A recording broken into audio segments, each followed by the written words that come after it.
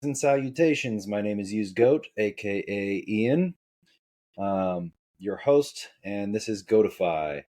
It's a podcast about everything. And this week we have with us a guest who's an experienced father, and bringing us into our topic is fatherhood. Being a new father myself, I wanted to get kind of the both sides of everything. Somebody who has experience raising a number of children himself, as well as my perspective. So this week, my co-host will be the one mostly running it. She'll introduce herself momentarily. So join us as we delve into the minds of the people who live these lives. And welcome all, and please introduce yourself. Guest first. Right. My name is Jaron Grenfell, and I have been a father now for a little over 19 years, so I have 3 beautiful children. Something that makes my story a little bit more unique is we had our children fairly young, which in nowadays is somewhat unique, not completely unique. There's lots of people who have kids young, but I was 18 when we found out that we were pregnant with our oldest child. And yeah, thank you very much for having me on. Awesome. I am Sleepy Cilantro, aka Aubrey, and I'll be asking questions. All right. Well, I guess that leaves me. I already introduced myself, but as I said earlier, I am a new father. I just turned 33. So he was born a month before I turned 33. So I had him at 32. So I was not young when I had my first kid. And I'm kind of excited to get into this and experience this journey. So let's start. We'll let my co-host run her questions. So I guess we could start from the beginning. Have you guys always? But now you can't see me. Yeah, but you're really far away. I don't know if have you. Yeah. Have you guys always wanted to be a parent or have kids? It's not picking up. Yeah, I think we always, since I was a kid, I have always enjoyed being around other kids. I'm the oldest of 4, so I have a brother and 2 younger sisters, and for some reason, childcare has always come naturally to me. That's something that I remember as a teenager. I would try to find whatever jobs I could to earn money, and part of that was, I think when I was probably 11, maybe 12, I found a job where once a week I could go help out at a church. While there was a women's Bible study going on, I could go in and watch the kids.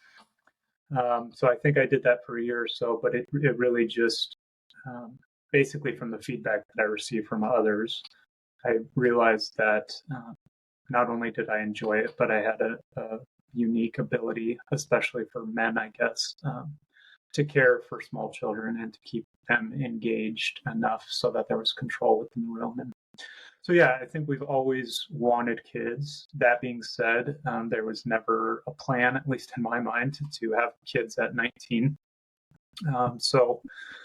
Our pregnancy was for sure a surprise. It was not something that we sat down and talked about a lot. But yes, we knew we always wanted kids. It was a pleasant surprise, but definitely a surprise when we first got pregnant that young. So, yeah. And Aubrey, do you want me to just start talking about when we first found out? Do you want to start from the top? Is that helpful? Okay. Sorry. Jumping ahead. The question was, have you always wanted to be a father or have kids? For me, when I was a teenager, I did. That was the American dream, right? Have a wife, have kids, get a house, grow up. I mean, I wouldn't always admit it. I was kind of an angry kid. He can attest to that.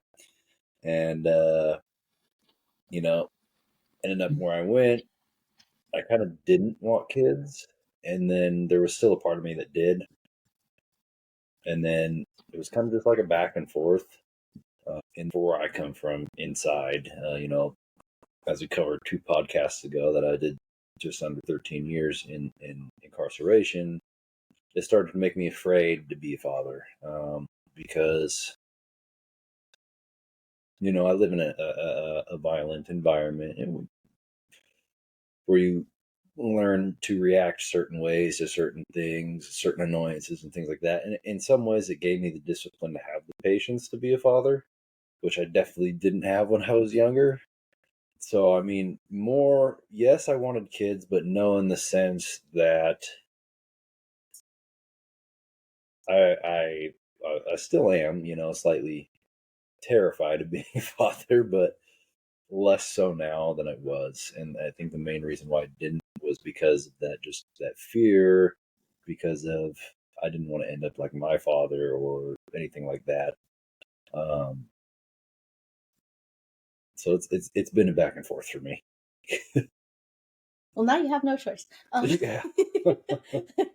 Well, so you mentioned this. It was a surprise. For us, it was definitely also a surprise. Like, it wasn't planned. Were your other two kids afterwards? Were they planned? Yeah, and my wife will tell you absolutely they were planned. I don't. There was not a lot of conversation around it. It wasn't a long time planning, but what we did discuss quite a bit was that we knew we wanted more than one child, and we knew that we wanted them to be close in age, because we wanted them to be friends. We wanted them to have each other growing up. We wanted them to have each other when our time here is past. We just knew that we wanted more than one kid. That's actually super interesting, I guess, because she has the big age gap with him, she's but not so much with Nathan. But you guys, you and your siblings are kind of all relatively close in age, right? So yeah, it's actually the same age gap between Tristan and Shane and me and my youngest sister. So it's still the 7 year, but there's 4 of us instead of 3 on that side. Yeah. So that's the biggest age gap, obviously. And then for the most part, 2 to 4 years was how far apart we are for my siblings. Sorry, I didn't mean to interrupt you. No, please do. Yeah, that's great. So yes, the other 2 were definitely planned in the sense that we knew we just needed to, not that it was a task to be done, but we knew what we wanted our family structure to look like. We, like I said, wanted the 2 others to be close in age. We wanted boys and girls. And so it was just kind of a throw up our hands and see where it takes us type of ride, because we didn't sit down and financially plan out what it was going to cost us. Yeah, we knew that we wanted boys and a girl, and we did not sit down and plan in the traditional sense of filling out an Excel spreadsheet and figuring out what it was going to cost us and what kind of income we wanted and how long would it take us before we bought our first home based off of our current income, and what kind of income level did we need, and how much was college going to cost. We did not sit down at any point and do that level of planning. I've always had a mindset that, for the most part, I've always had a mindset that life is about relationships, and that no matter what your level of income is, what your day job is, what you experience in life, the peak of that experience is going to be your loved ones. And for me, that always meant fighting for the relationships that I have and prioritizing children and prioritizing a family. And the rest I just kind of looked at as details that we would figure out as we went along. So, yeah. I guess going off of that, what was, for your first kiddo, I guess, what was your first thought, you specifically, like when you found out? Yeah. Well, you can probably do some guessing. So I was, like I said, I was 18. Yeah, I think it was, I want to say it was a month or 2 months before I turned 19 that we found out. So I was still 18. I had been living out of my parents' house for 6 months. At that time, I'd been living with a roommate who was, it was not the best situation. And we were basically just selfish brats that lived together and partied when we could and worked 2 or 3 jobs to be able to afford rent, and just kind of being a 18-year-old kid who didn't want to put in time to planning my future or thinking about my future. I just wanted to have fun and experience freedom. And so my wife and I were dating for, at that time, I believe it was a year, possibly a year and a half, but definitely under 2 years. We absolutely cared about each other, but we were not at a point of let's get married and have children. So when she first told me, my initial reaction was, we need to go buy some more tests. I repeat what you just said. I'm sorry. Yeah, it's okay. My initial reaction was, okay, it sounds like we need to go get some more tests because these things can be wrong. And so we went to the drugstore, and I think I made her take 3 or 4 tests before I finally accepted that we were pregnant. And, it was 19 years ago now, but if memory serves me correctly, I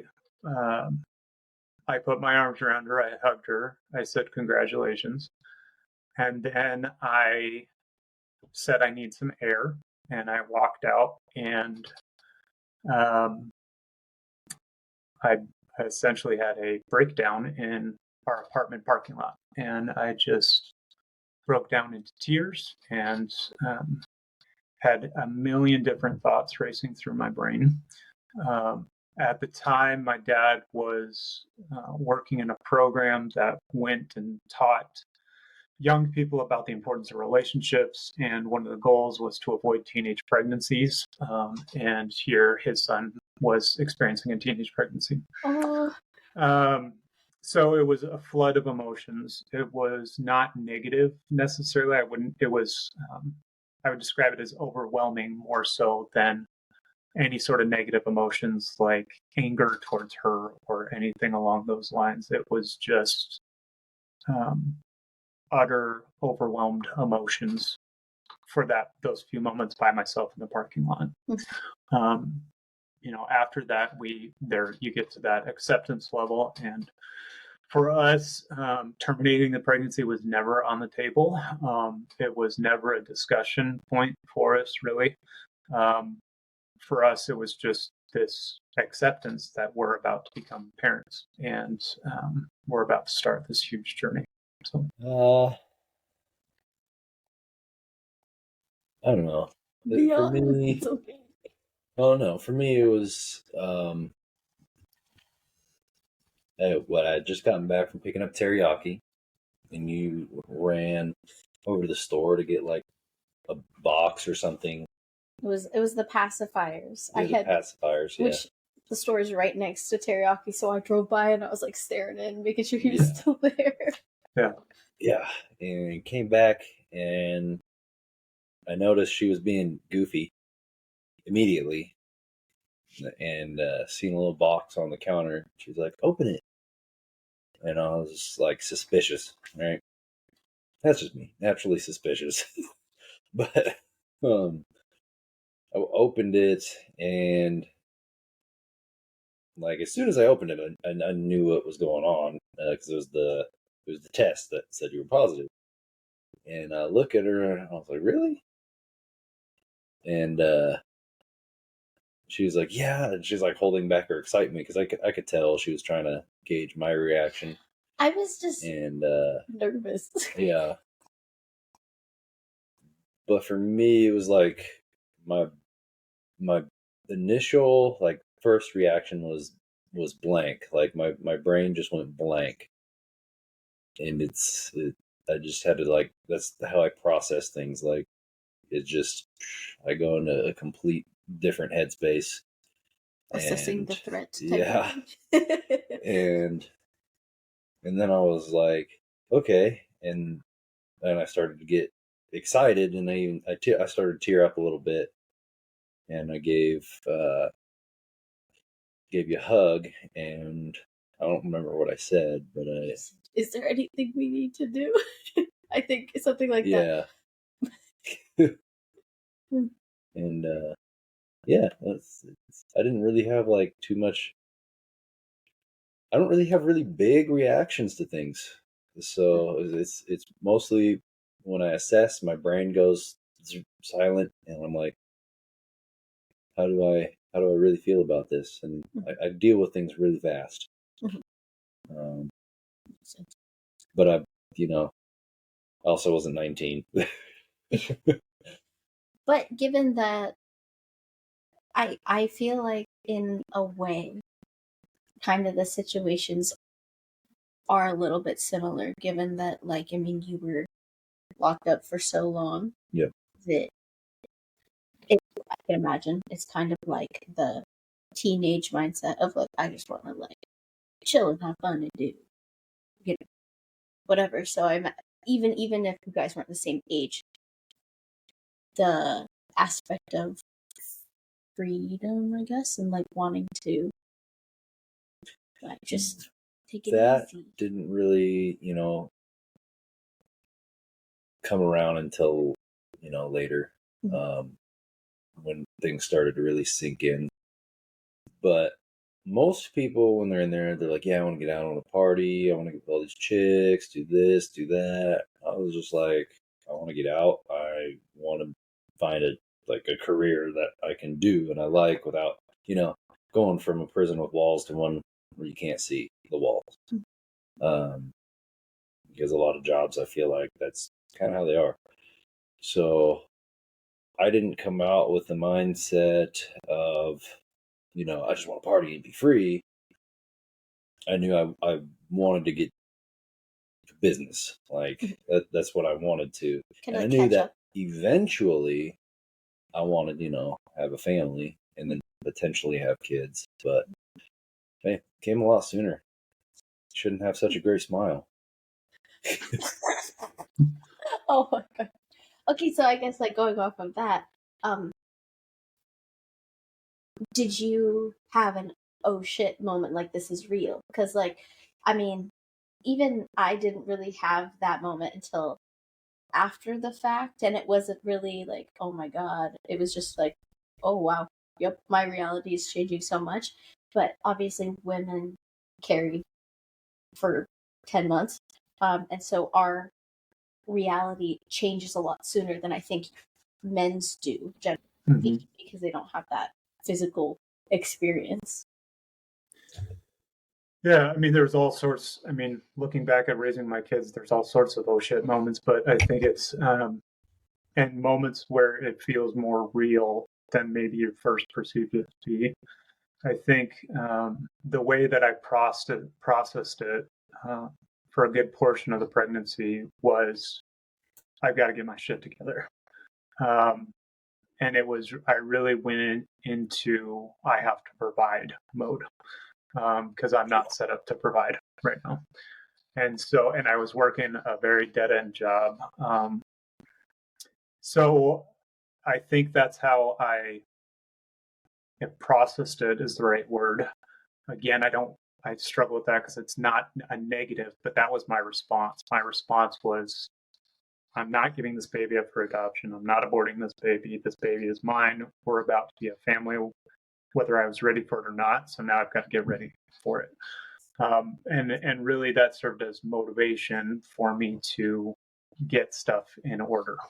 It felt like panic and it felt like fear, like it was fear driven, but it was what my brain needed to focus on the here and now and focus on what needed to be done in the immediate versus where my mind can sometimes go, where it's swimming in a sea of what ifs and thinking about 20 years from now or 30 years from now.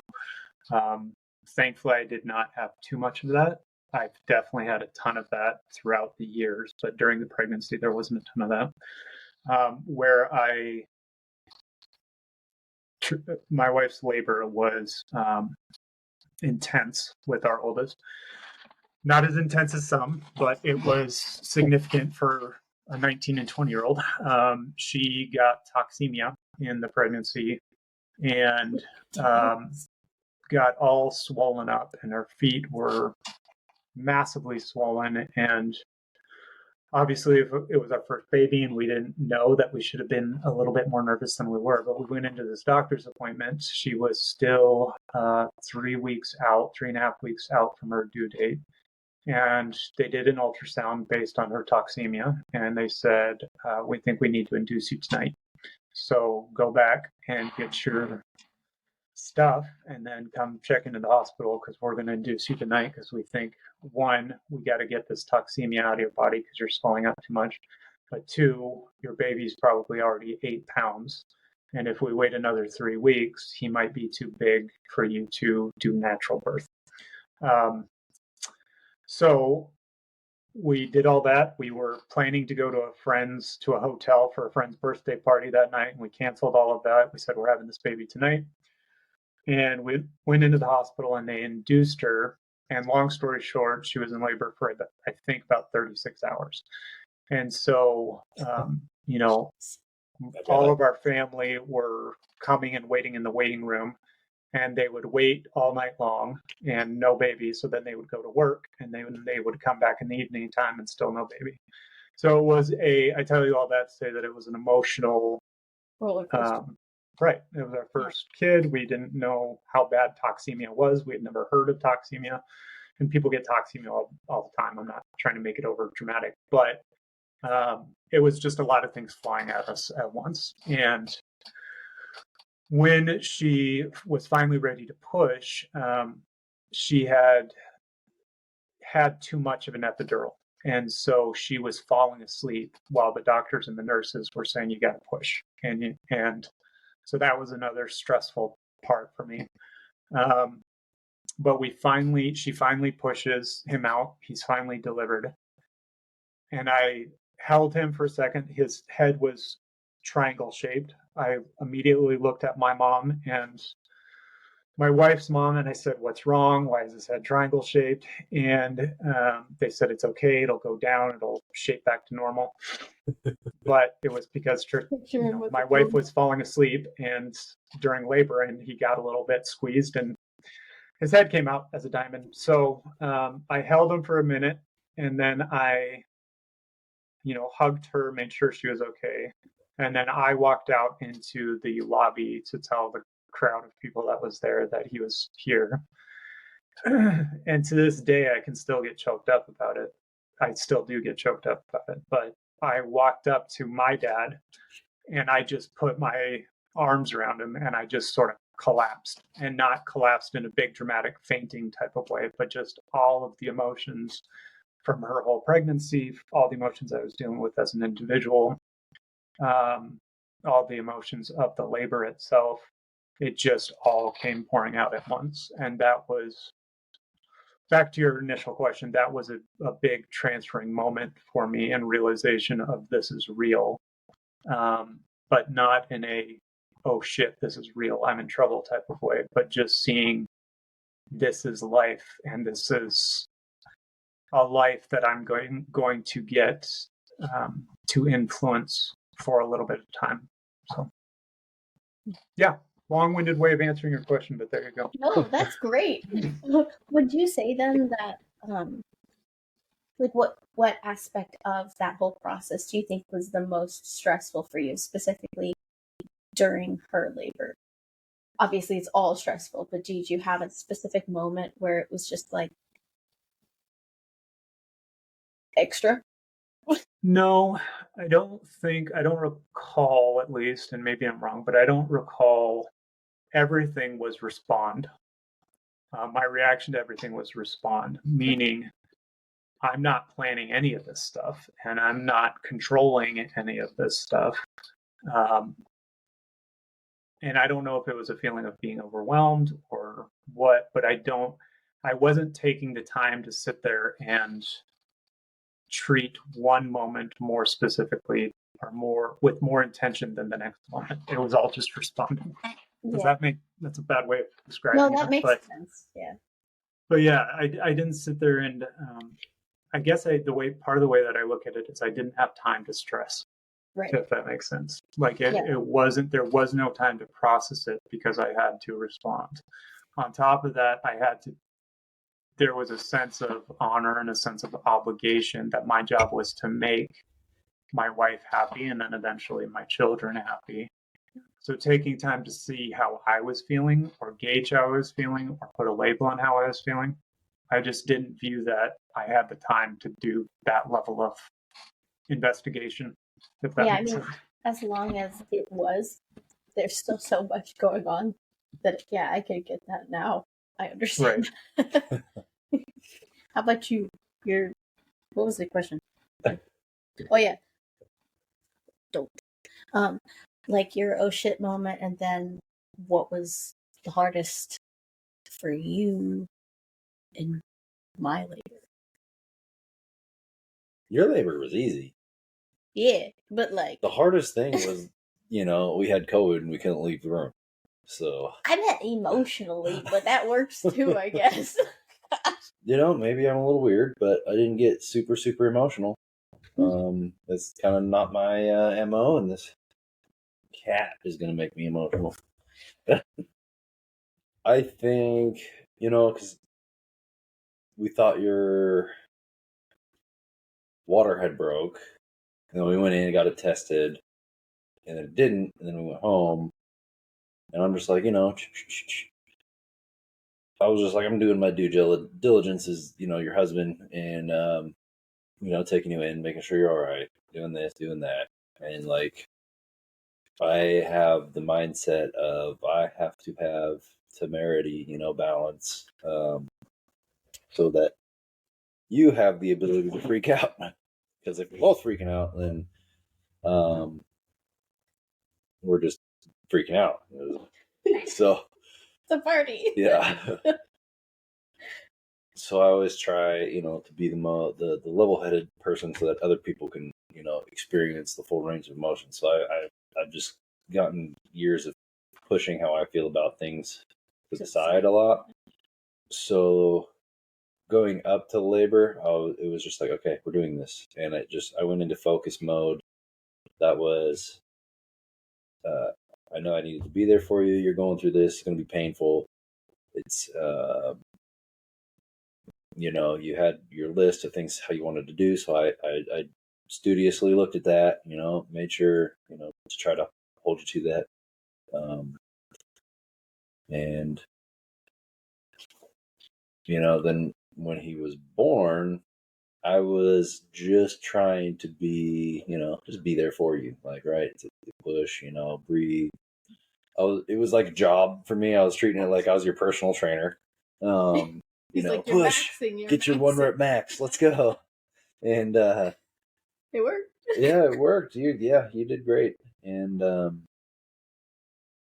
when he was born, I just stared at him for a little bit, and that would be something I'd want to ask you. I kind of have a feeling I know what your answer would be, but I honestly, 100%, I didn't have that immediate connection feeling like a lot of people talk about.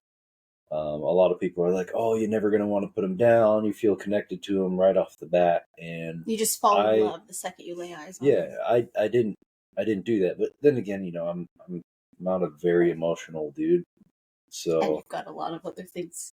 Yeah, experiences. And as as the weeks have gone by, it's built. And it's a slow build, and so I look at him and very much love him, and think he's just the cutest thing in the world. But it wasn't instant, and I feel like even as it goes on, I still have a lot more to learn in that connection. But as for like the oh shit moment, it was similar to him in which it's like, no, I have to figure out how I'm going to provide. That's the very masculine kind of response to it. I mean, it's been that way for thousands of years. We're kind of trained to do that way, especially, the way our society has gone and stuff. The American dream was the man is supposed to have a job, have a house, raise a family, provide, take care, be a man, right? That's kind of what it is. Mm-hmm. So that thing of like, crap, I'm going to have to work like 37 jobs just to be able to, someday have a house in today's world and be able to raise him and, set a good example and all that. But those are the main panics and where he's fussing. He's just moving around. What did you want to ask him though? How did you feel? Like, did you get that initial connection that a lot of people talk about, or was it something that grew on you over time? I guess I would argue that no matter what the experience is, the growing part of it is always the case. Because, so to answer your initial question, my connection immediately was yes, love, but it wasn't, I vividly remember feeling this child deserves the absolute best in life from every single aspect of life. And I'm not referring necessarily to material things, but that was definitely going through my head. But just in general, I remember looking at him feeling like, I don't care that I'm young. I don't care that this wasn't planned. I don't care that my parents are more nervous for me than they are happy for me. At the time, this kid is going to get the best life I can possibly provide. So that was fairly instant. The I love you and I want to be with you every single moment of the day, I don't know was instant.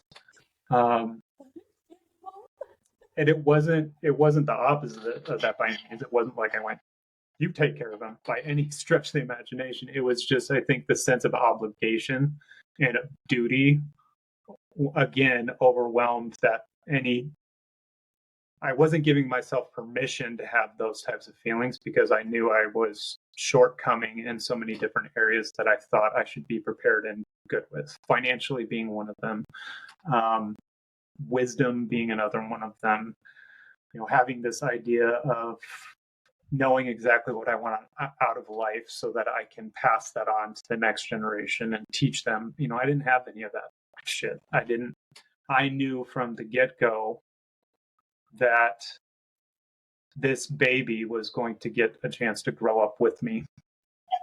Yeah. Versus I'm grown up and here's all the stuff that I've planned out of how I want you to grow up. It was unique in that I'm going to grow up with you. And I remember looking at him and feeling like almost apologetic to him, almost a sense of guilt because, and I've done this with all three of my children, but obviously with your oldest, it's a little bit different. But this sense of, I'm sorry if you're not happy that you got me, but you got me. And I'm too selfish to have it not be me because I love you so much that it's going to be me, but I'm going to continue to strive to try to be worthy, I guess, of it. So, yeah, I mean, that's, again, long way of answering your question, but I think that connection changes based on who you are as a person, what your experiences have been, but also, even if you think you've had that experience, it will change and evolve as your children get older. And as you see them moving through different phases of life, their birth is a very monumental moment, but there's so many monumental moments that you will witness and you can't predict. You can't gauge how you're going to feel. For me, sometimes it's out of thin air. And something's happening around me where I can tangibly see the passage of time and I'll get emotional about it because I see how fragile and how limited time is. And I see, mistakes that I've made and things that I would have done differently and question whether or not I did the best job that I could or whether I half-assed it or whatever. So those different connection points based on how you're growing as a person, how you're growing with your partner as a person, and then just how that child develops. There's so many different phases that I don't think it's fair or easy to say connection or no connection, if that makes sense. I think it also, specifically in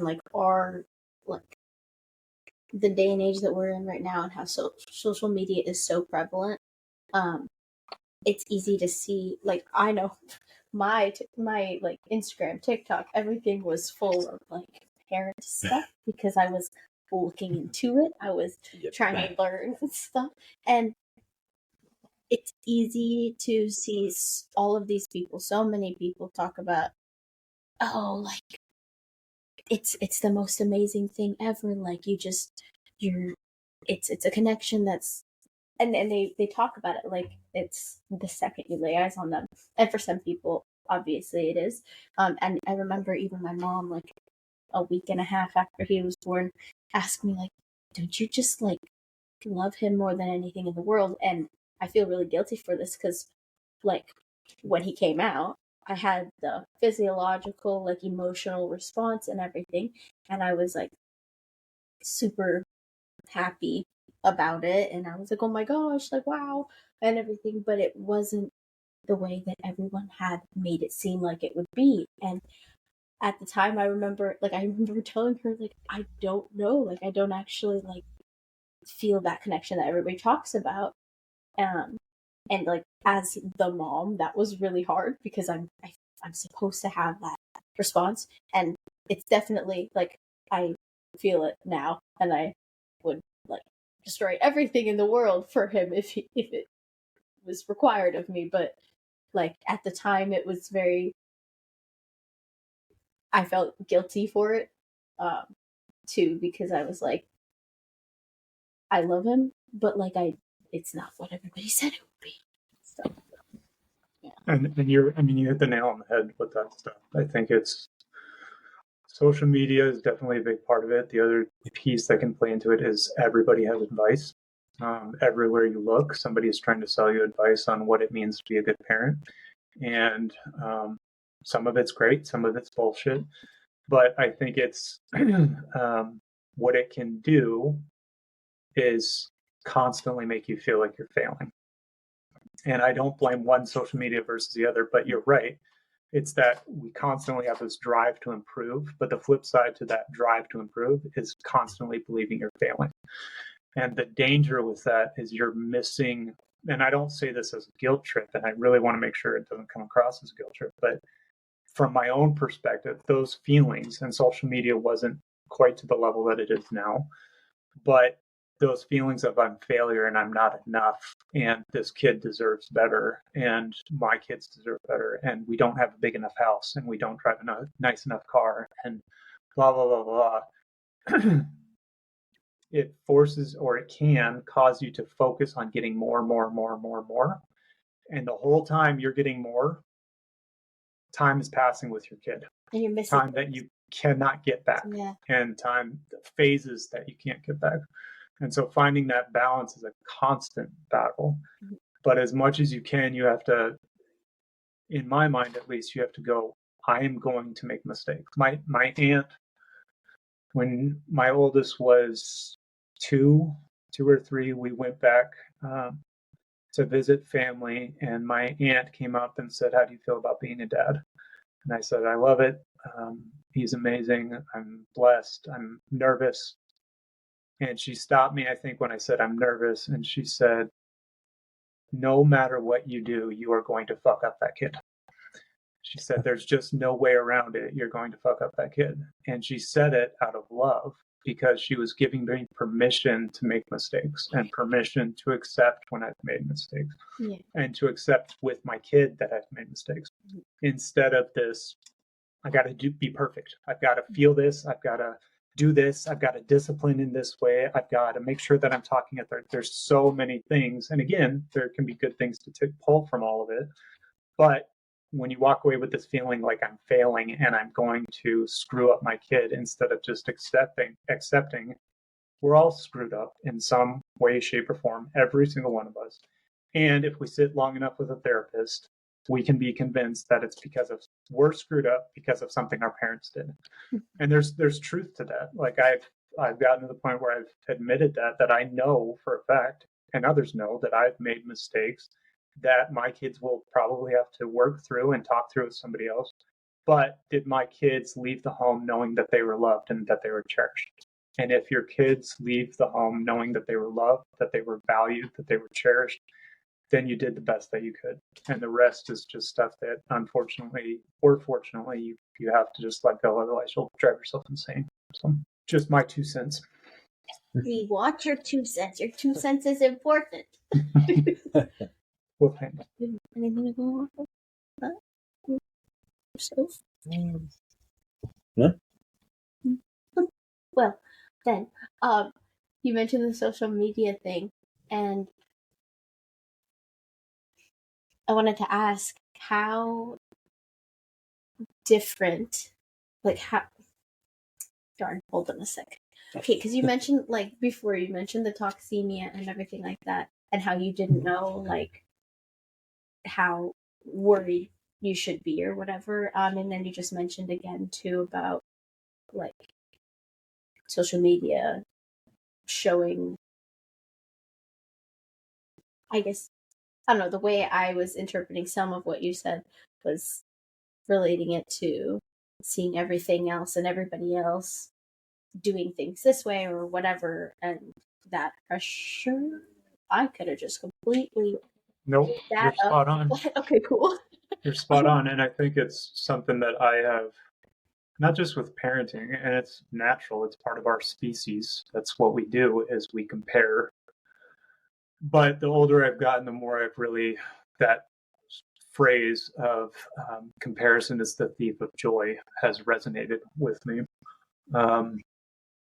And I think it's not a matter of saying, I don't care what anybody thinks and I don't give a shit what everybody else is doing. I'm going to do what I want. I think that's, in my opinion, a pretty naive, foolish way to walk through life, because you do want to look up to people. You do want to hear from people who have been through similar situations or have taken different paths from you and get different perspectives.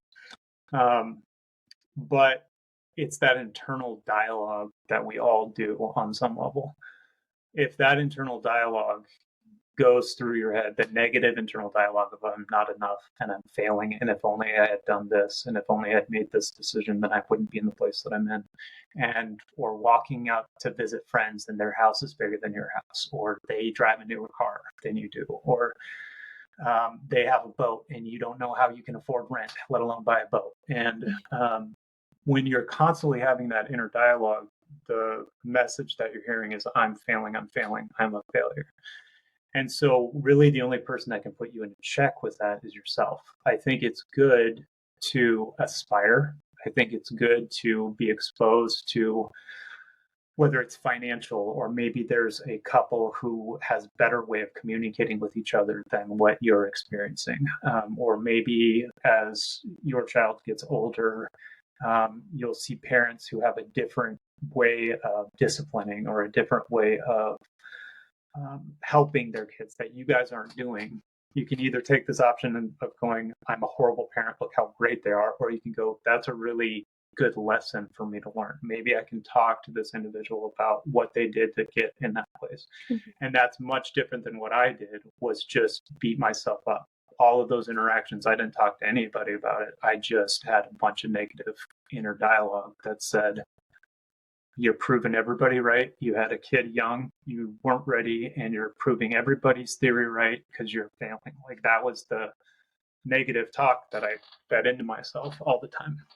And that, the negative side of that, yes, I pushed myself to exceed and to excel and move into better places. But instead of going home and playing with my kids and enjoying the fact that they were this age and at this stage, I would go back and feel bad about myself and then start brainstorming how I'm going to improve and how I'm going to be better. So yeah, I mean, you're spot on. It's not just social media. It's not just what we see in the web. It's every single day. As you go in the daycare route, if you go into preschool route, you're just constantly comparing yourself. And you guys are in a similar type of city that we were in, where it's prestigious and there's a lot of money around and you're always competing with the Joneses and stuff like that. So we like to it's just something to be aware of. Yeah. I think maybe it has to do with the fact that I was kind of raised as social media grew and everything. Mm-hmm. So, or it also could be, I'm generally speaking an introspective person. So I think those two help.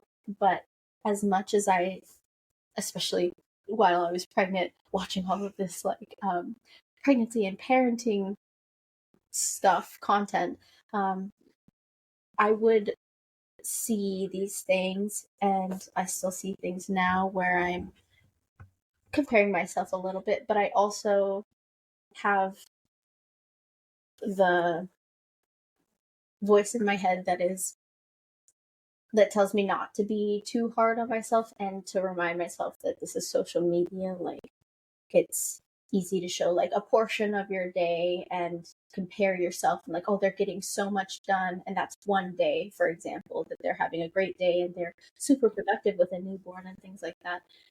And so I think that I'm able to like handle that a little bit better than had I not grown up in social media as it got bigger. But in the same thing, like, I feel like social media can be pretty harmful in a lot of ways. But I guess specifically related to that is, yeah, your comparison. It's so much easier to compare yourself to other people, to so many other people, because you're seeing so many other people now that the internet is such a thing. But I also, like, related to the toxemia thing, like, I learned a lot that I don't think I would have learned just from books or just from the people that I was surrounded by that have had kids and stuff like that, via social media. And I guess, like, when you said the toxemia thing and how you were, like, you guys didn't know to be as worried as you should be or whatever, I had like moments where I was like, oh, should I be worried about this? And I was able to look it up on the internet and get a bunch of different people's like perspectives on it, and then kind of come to my own like conclusion for myself based off of the pool that I was looking at or whatever. And I don't prefer social media generally speaking, but I think that that was super helpful, and I couldn't imagine not just having information at your fingertips and everything. And especially because, like, I mean, when you go to ask somebody, you're gonna get their perspective on it, but it's not necessarily said as, oh, this is just how I view it. It's oftentimes, I've experienced personally, this is how it is because this is how it was for me. But it's such a fact to these people, so it's easy to not see that maybe that's not, I don't know where I'm going with this, maybe that's not, generally speaking, how it is for everyone or something like that. So it's so easy for us to, yeah, get a lot of different perspectives and learn different things. So not having that and not knowing is like, Yeah, I mean, for me, and again, it's all about how your brain works and how you process information. But for me, I tend to be, if I'm going to take in information, that information is only useful if it's going to affect my decision, or if there's something that I can do to influence that information. Because the way that my brain works is I have to be very careful about not obsessing. And it's very easy for me to go down rabbit holes and obsess, which is not helpful, and it doesn't produce anything. It's just a exercise of driving myself batshit crazy. And so with social media, it's similar to like watching the news or something, or looking at the news on your phone. Iran shot a bunch of missiles at Israel. So I watched that for 30 minutes. Now, can I influence what Iran and Israel do in any shape or form? No. Is it something that I can stress out about and obsess about? A little bit, because I don't want us to get involved in a big mass war. But just that as an example, it's the same thing. Like if you're going to a message board and you want to hear from other moms or other parents, that's just community in my mind. That's what we used to do thousands of years in our villages. We would just walk out our front door and talk to the other mothers and get the information we needed. That's not the same as doomsday scrolling through your phone, looking at everybody's perfect life and going, mine sucks. That's a different type of utilization. So, but yeah, I hear you. For me, social media is it's got a lot of good information on there. Some of it's like, wait, that doesn't sound right. But I could be delusional. It could have some sort of effect like that on me. But in my mind, most people would say I have the toxic personality of when I look at somebody who has something, it's not necessarily a comparison, but it's more like, well, if they can do it, why can't I? It's not saying, well, that my life sucks where I'm at because they have that and I don't have it. I don't want exactly the same thing as these people. I know what I want, and I'm going to go for it. And like you, kind of go down rabbit holes and obsess. I obsess. I do things, and I have a lot of quiet ambitions that come out ferociously. It's a weird way to put it, but there's always something simmering beneath the surface that I'm mulling over and thinking about, much to the chagrin of the people around me, because oftentimes I don't hear you talking to me, or looks like I'm just spacing out, but I'm really just contemplating on what my next move is. And I mean, why I say earlier why that might be a toxic kind of personality thing is time, right? So all that time that I spend contemplating and stressing over what I can do to change where I currently am to be where I want to be, is time that I'm mentally not with my wife. I'm not mentally with my newborn. So I may be here physically, but a lot of times I'm not, because my mental state is 1,000 miles away, coming up with my next scheme or my next plan. Not scheme wouldn't be the right word, because I don't really scheme, but yeah. But I have an idea. I have an image that I want, and it's completely built around conversations that Aubrey and I have had, based off of what we want together as a family. So, like, the image of my land and house and things like that is based on like our collective put in. And I'm like, okay, we're at this point A, that's point Z. How do we get there, and what's all the steps to get there? So social media for me is kind of a break from that for me. So like when I'm sending you 1,000 things that make me laugh, or I'm like, oh, that's kind of cool, or hey, look at this, that's cool. It's less of a comparison. Sometimes it's judgy. Yeah. I'd be judging things. This person did this. What an idiot. But it's more of a break, just like, when I play video games or a tabletop RPG or something. It's a break from my reality, because my brain is noisy. I'm a quiet person, but my brain is not. Yeah. No, can very much relate to that. Yeah. Yeah. Doesn't shut down. I guess my next question, because I wrote these in like chronological order. Yeah. So like when you guys first brought your first baby home, and then I guess every child is different, right? So I guess also for your next two kids, what was the hardest thing to get used to? I guess first with your first kid, and as being a first time parent. Mm-hmm. Yeah. And then I guess individually for your other two kids after that. I don't know if I can remember specific moments. I think that we really just, it's hard because I really want to be cognizant about not putting it negative connotations. But I think what we were thinking at the time, it was survival mode. When our oldest was born, I was working probably 50, 55 hours a week at one job. And then on the weekends, I would go work at a different job. I think we had a 1-bedroom apartment at the time, and I would drive forklifts. I would hop it up and down off of flatbed trucks. I would load construction equipment. And then on the weekend, I worked in a shoe department at a sporting goods store. And the two jobs ended, me working two jobs ended because they found me asleep in the back room.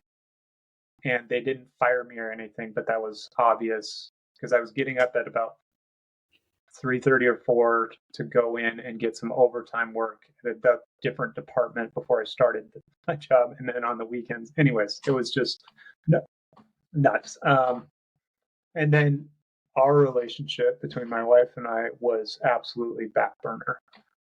It was survival mode. Once we got to the point, at least with our older two boys, where they were old enough to be watched by somebody else. I think we had somebody else watch them for maybe a year or two, a few days a week, but we were fortunate enough that my wife was always able to work part-time and I worked full-time job. And eventually it got to the point where we would just high five during the week. So I would go to work during the day, I would get home, and then 2 or 3 days a week she would go work a part-time job in retail. So it really was, I tell you all that to say that it was about survival. It wasn't. It was all business. Everything was new, so it wasn't a matter of getting used to something. We didn't have the same type of story as some others do, where they enjoyed a 4 or 5 year relationship, getting to know each other and partnership and building their normal routines. And then this creature came and invaded all that, and they had to get used to the changes. Our story wasn't like that. We were flying by the seat of our pants before we had kids, and we were definitely flying by the seat of our pants after we had kids. I think lack of sleep, obviously, when the kids were little, were a big piece of it. If you want to get existential about it and deep about it, what was a hard concept to grasp, and I still am not used to it, but was this idea that I had a life in my hands, that I didn't have to take any tests. Nobody qualified me. There was no certificate. I was just in charge of this life. Who let me do And this? that responsibility to this day terrifies me. So I think that was always in the back of my mind. But as far as the lack of sleep, I've never really slept well. But the lack of, I don't know that I would describe it as hard to get used to, but something that we didn't expect was the relationship between you and your partner and how much that shifts, because those children typically become the most important thing in the world. And if you're struggling to survive on a day-to-day basis, financially, you're working ridiculous amounts of hours, this other person that's supposed to be your partner, it's very easy for that to become a business partner type of relationship. And you're just high-fiving each other as opposed to leaning on each other and relying on each other. You're just saying, are you doing what you're supposed to be doing? Because I sure shit am doing what I'm supposed to be doing. So that dynamic of trying to balance out, how do we still remember that we used to like each other instead of just we're really good roommates and we're really great business partners raising these other human beings. That's a difficult thing to navigate all the way through raising children, I think. Yeah. What was the question? I remember. The hardest part. Oh, yeah. About, coming home. Okay. And I'm assuming you're meaning like after like that first day back, like kind of that time period. That and like the first couple weeks, I guess. Okay. I found a new pet peeve.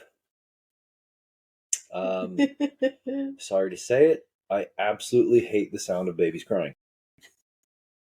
It drives me bonkers. Bonkers. I say that. It's awful's an understatement. Yeah, it is awful, and a lot of times I'm like, Aubrey, you got to take care of him because I cannot handle him crying in my ears. I just want to scream. Scream with him. Yeah, and sometimes I do. I'll just be like, ah! And he'll just look at me, be like, oh, but it's not very loud. I'm not like actually screaming at the top of my lungs or anything. Just But it's it's more like mocking. Makes me feel better about the situation. Bye. Yeah, From day one. Yeah, she yells at me for it. Quit mocking him. You're being so rude. The poor guy. He's just upset. Yeah, that's why it's like, I know he doesn't understand. Just a tiny little baby. But that for me has been the roughest. And as soon as you get used to the crying, he develops a new style. Remix. Yeah, he levels up his crying with a level 2 cry. And I think it's so cute. when he woke us up out of a dead sleep with this banshee scream, I was just like, what was that? Like it was an actual scream too, and he hasn't done it since. He's done it once. Oh. And it was really short, but that first time it was like the utmost panic noise, like what in the world? And then he stops when we woke up. It was like, what? Yeah, but he was asleep. Yeah, and he was asleep. He did it in his sleep.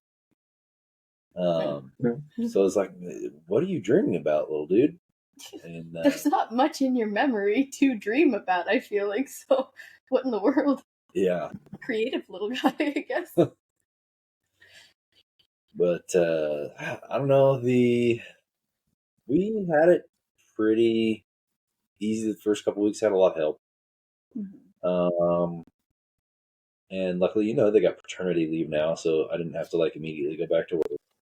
You didn't get that, did you? The paternity leave now. Yeah. Okay. Yeah. So I got lucky with that, except for employees randomly leaving and making me go back full time all of a sudden. But, bastards. Yeah. Screw you guys. Yeah. It was nice to have days off, but I think now because of that, having to go back to work all of a sudden 6 days a week, and doing all of that, and then everything we're trying to do after that is the part that's hard, because I feel like on some levels I'm failing you, because I'm trying to do all these things, and what most modern society would call toxic masculinity, which is part of why I don't think our relationship has turned into a business transaction, is because I have the mindset, and like you have agreed. Yeah, I mean, you said you want to be a stay-at-home mom, so I immediately went into, okay, how can I provide for both? And I want to make sure that you can have that dream, right? And if you were like, no, I want to work a full-time job, cool, whatever, I support that too. But because you've expressed to me, you want to be a stay-at-home mom, you like the idea of being a homemaker, I'm like, cool, I'm all for it. So for me, it's more like, how can I do more? Because for me, I'm always like, I don't know how to say stop. Like, go, go, go, go. I'm over here like dead, dying. Like, I'm like, what can I do? I feel like in more aspects, the best success I can do for our kid is to be the best help I can for you, because you said you want to be a homemaker. So how can I help with that? So sometimes I fall behind on certain things, and I always feel bad for it. It makes me feel like garbage, but there's nothing I can really do about that. Because I know, I'm one person. I can only do so much. But that is the hardest part for me, is feeling like I'm not doing enough. Mm-hmm. And that goes back into what we were just talking about. Like, you always feel like you're on the edge of something. But I think in a sense, if we go back to way earlier in our conversation, yes, it's exacerbated by the fact that I was in prison, so I'm trying to catch up on my career goals and things like that, rather than the party. Whereas like all of these other people had all these years to build up to Yeah. their career. Yeah, and you're just dropped into it. And like sometimes like my Sundays, like when we have day off and we sleep until like 1 or 2, I'm like, I panic a little bit inside because I'm like, I just wasted so much time. And I have to remind myself, like, hey, it's okay to take that day for yourself. Like, that's one day. It's a few hours to be lazy and spend time together. And like, even if it is, like, sometimes I get into my head, I was like, but yeah, you could have been awake spending time together. Like, then you would have, been building on the relationship rather than just sleeping. Because I have a love-hate relationship with sleep. I wish, I've even thought about doing it like back to when I was doing my studying days in prison where I was sleeping 3 hours a day. Long term, that's the best. Well, I don't know. I had so much energy during that time. I would go to bed at 10 p.m., wake up at midnight, and I would study until about 3 a.m., and then I would sleep for 2 hours. So 4 hours a night I had sleep. And I would have to go to bed at 3 a.m. after studying. I would sit there and I would study whatever book, read whatever book, and then I'd go back to bed at 3, wake up at 5, do my yoga, go to school. And then I'd do that all day. And then I'd have like 3 hours carved out before they'd sell us in to play Pathfinder, D&D, Shadowrun, whatever. And then, boom, I'm studying because we'd sell in at 8:45.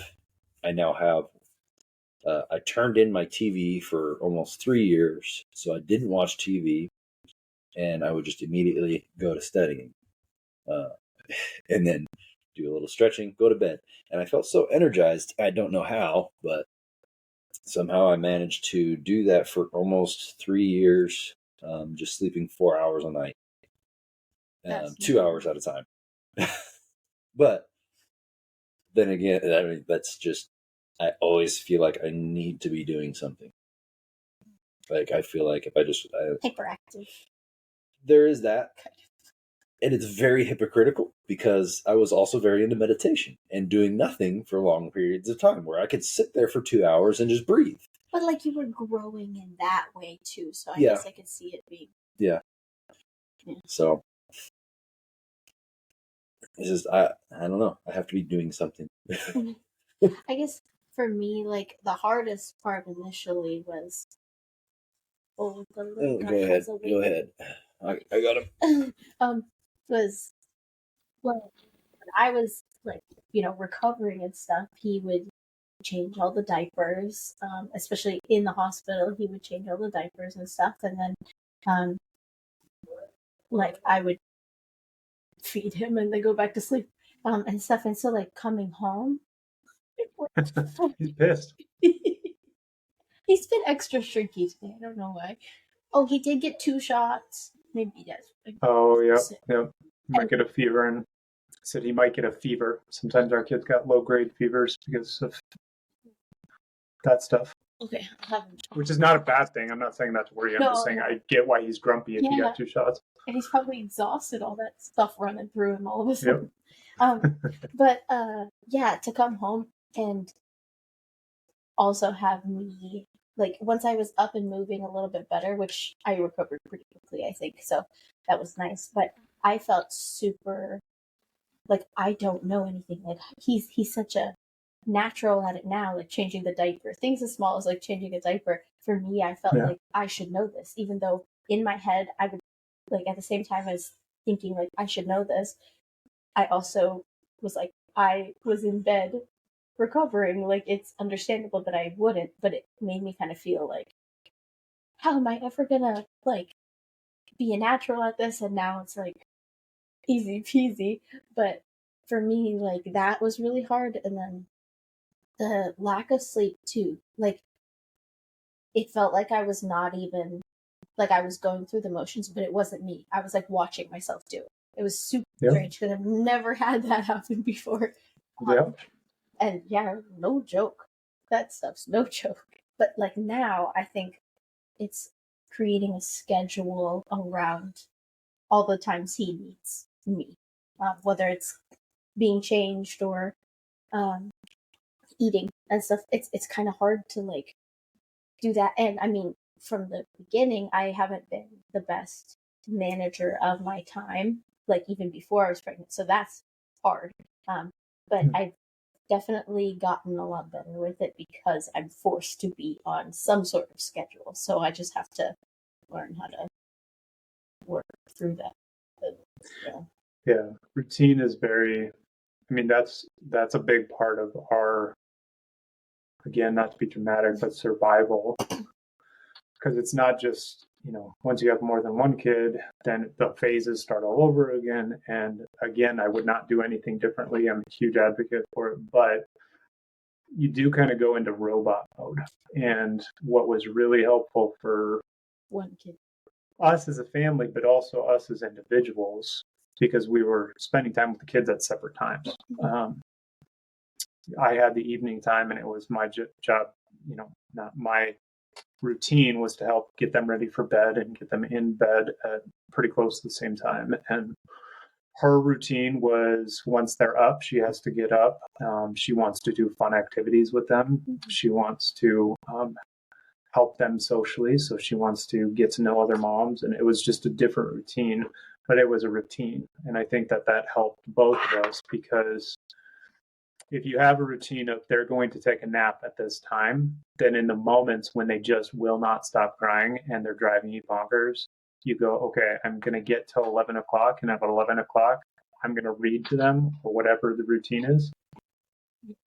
Go ahead. I'm just going to turn off my camera, but I'm still here.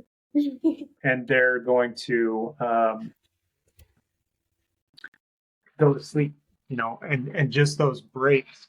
You look forward to those breaks, but the only way you get them is not only if you have a routine, but if your routine is known by your children.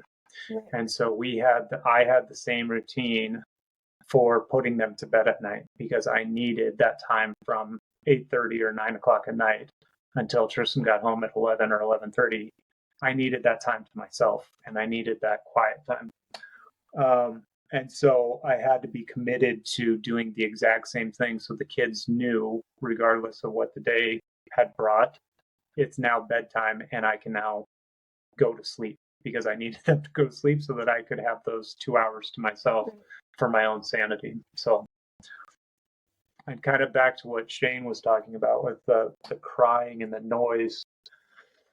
I don't know that anybody loves the sound of a baby crying.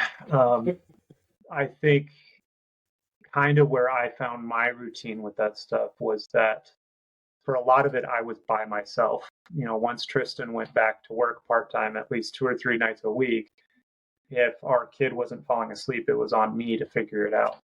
And what I realized over time was that the babies could feel my tension and could feel my frustration and feel my exhaustion, and they fed off of that. And so if I was uncomfortable, then they just screamed louder. And so what I learned was that somehow, some way, I've got to find my own peace amongst the chaos, and I can't just walk away and leave the kids.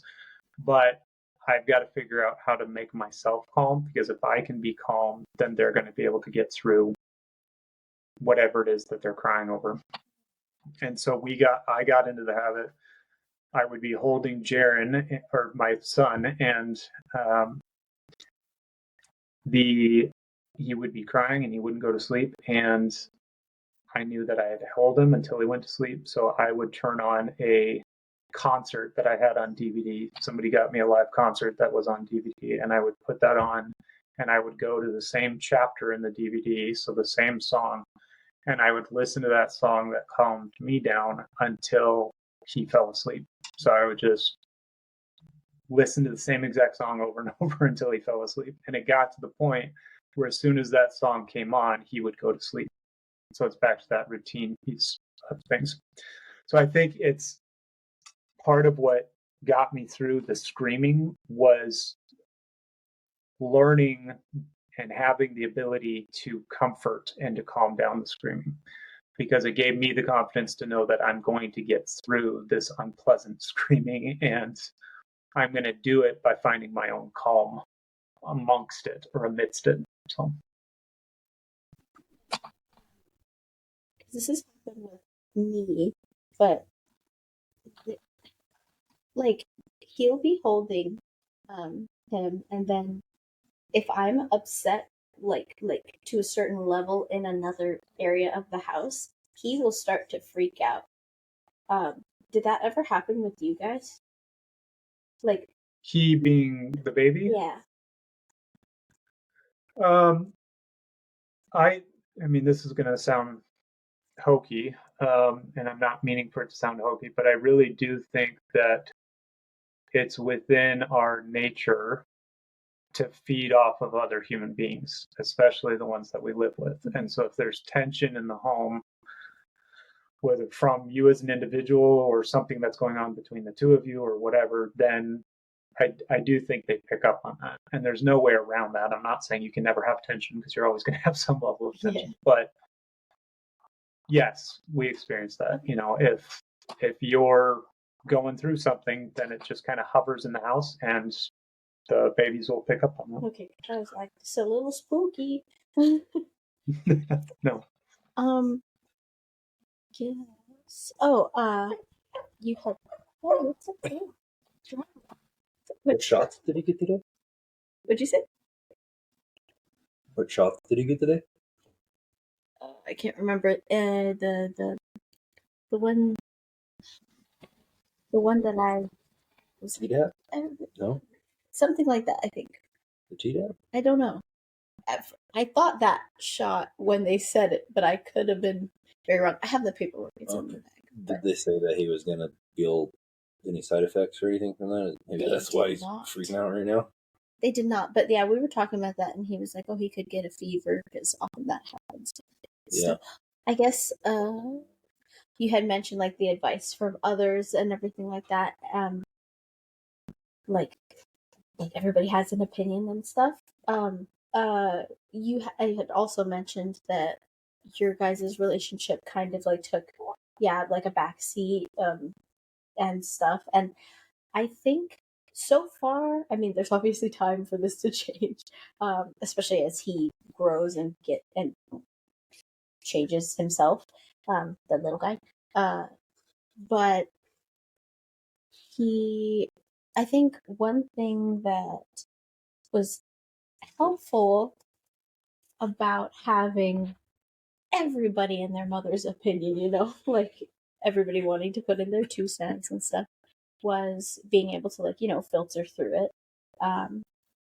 But one piece of advice that my boss actually gave me was make sure to make time for your relationship. Because, it's so easy for it to become as you had described it and everything. And I think that definitely helped to make sure that was in the forefront of at least like my mind. And I came home and I told him about it too. But also, I mean, he from the get-go kind of has been like, I'm not going to stop chasing you. Like once I have you doesn't mean that like I can just, back off from stuff, I guess. Not saying that was like your mindset or anybody else's who like this occurs with, because I feel like it's pretty like typical, and everybody's situation is super different. I think we're super lucky in that way because so far we've been pretty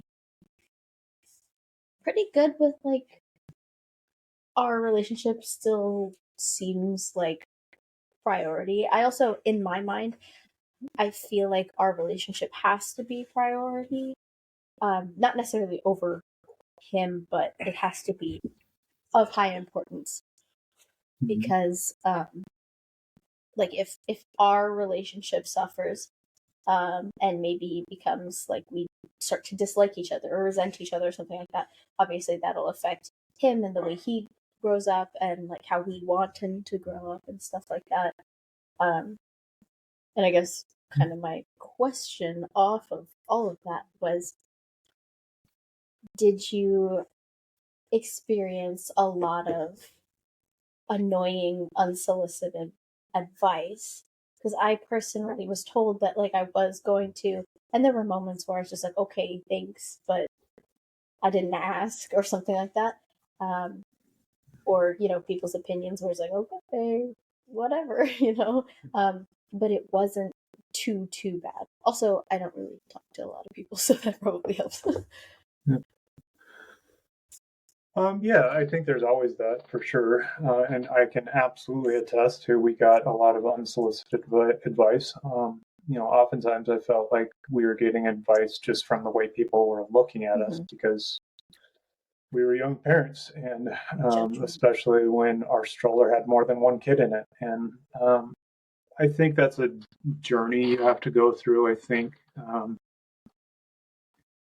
it might have taken me a while. I was pretty adverse to hearing anything. I didn't want to hear any advice from anybody because I had it all figured out in my mind. And if you're giving me advice, it's equivalent to you telling me I'm doing it wrong, so fuck you. And I just had the wrong mindset towards it because I was protective of we're going to do this on our own, and I don't want anybody else claiming credit for what we're accomplishing with this family and blah, blah, blah. But as I've gotten older, really, if advice is given in a healthy way, in my opinion, the way that it's presented is here's what I was experiencing. Here's the different things that I tried. Here's what I found worked for me. Maybe it'll work for you. Like when I'm talking to people, that's the best way that I can present the advice because I feel like the older I get, the less I know. The more you experience and the more ups and downs you go through and the more phases of life that you go through, the more you realize that it's just an experience that you have to learn as you go. But that doesn't mean that you can't use a cheat sheet by talking to people that you trust, by talking to people who have achieved results that you admire, and saying, I am soliciting this advice. The people that you want advice from, for the most part, are the people that you have to solicit it from, versus somebody who's offering it unsolicited because they're insecure about their own stuff and they just need to control somebody else's life. But yeah, I mean, to answer your question, yes, we definitely experienced unsolicited advice. I learned to pick your battles, if that makes sense, because in my younger years, I would have an interaction or get some of that unsolicited advice. And like I said, my gut reaction, I didn't do this 99% of the time, but my gut reaction was to jump up, flip over the table and scream, fuck you to whoever was giving me the advice. And I learned that even if I vehemently disagree with what's being presented to me, is there really any harm in me listening to it and then just dismissing it? Is it really worth fringe in the relationship with whoever's giving me this advice, whether it was my parents or my wife's parents or whatever?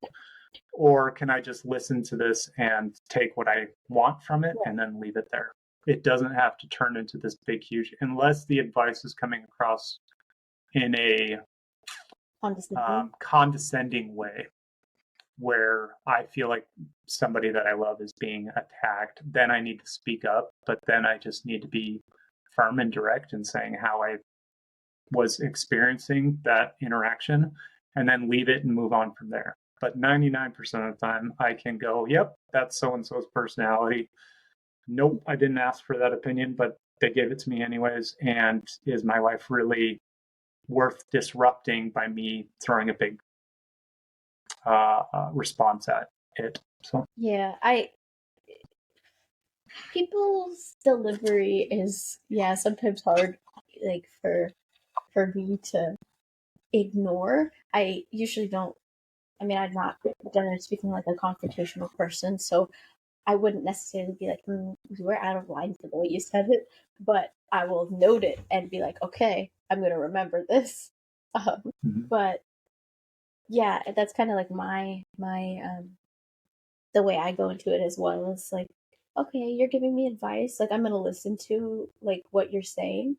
And then if it suits, my life, then I'll go ahead and implement it or try it out. And then otherwise, like, yeah, I feel like there's still something to learn, even if like it's not advice I'm gonna take. But yeah, did you get any like? I mean, because like I walk around, my stomach is huge. I'm obviously pregnant. Oh, there's somebody to give advice to, kind of a beacon. But like, did you ever receive Any unsolicited advice or Um, unhelpful advice even about parenting? not really. Nice. Most people have been like, you're going to do good. And if I did get unsolicited advice, I just forgot because that's what I do. You're like, got it. Hey, that works. I don't know. Maybe I'm weird, but I have an uncanny ability to forget things immediately. Selective forgetfulness. Yes. That's fair. Aw. Probably much to your chagrin, because when you ask about my day at work, and I'm just like, it was all Yeah, right. I'm like, something then happened. 2 hours later, I'll remember something. Like, oh yeah. By the way, this huge change is happening. Why didn't you tell me? Yeah. Or chisme, which is like basically drama. I like to know things, like interesting things that happen. I don't necessarily like to be a part of it though. Oh, you had mentioned like having a plan, and you had mentioned discipline again. Plans change, so that made me think. Like he and I have discussed like scenarios as baby gets older, and how we want to like maybe deal with it and how we want to go about disciplining him. Obviously we haven't experienced those things yet, so once you're in the moment of those things, like stuff can change and maybe you discipline as you thought you were going to. Did you like, when have you experienced that? Kind of like what, like yeah, I don't know. Yeah, no, I think that makes sense.